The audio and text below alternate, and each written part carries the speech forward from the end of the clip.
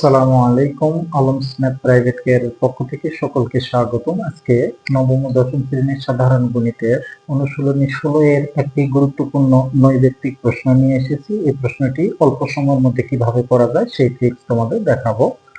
তো বন্ধুরা দেখো, কোন সমবাহু ত্রিভুজের এক বাহুর দৈর্ঘ্য দেওয়া আছে কত, √3 সেন্টিমিটার হলে তাহলে এর ক্ষেত্রফল কত। সমবাহু ত্রিভুজের আমরা জানি সমবাহু ত্রিভুজের বাহুর দৈর্ঘ্য সমান এ সমান কত, এখানে আমরা লিখতে পারি √3। আর সমবাহু ত্রিভুজের ক্ষেত্রফলের সূত্র কি বন্ধুরা, √3 ডিভাইডেড কত 4 আর হলো স্কয়ার, এইটা আমরা সূত্র জানি।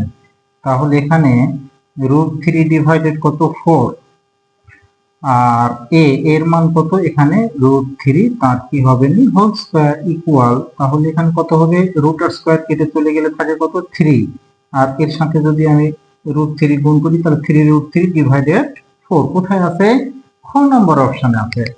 দেখো এইরকম ভাবে এইরকম ধরনের যদি নৈর্ব্যক্তিক আসে তাহলে শর্ট ট্রিক্স ব্যবহার করে আমরা খুব সহজে তারা করতে পারি।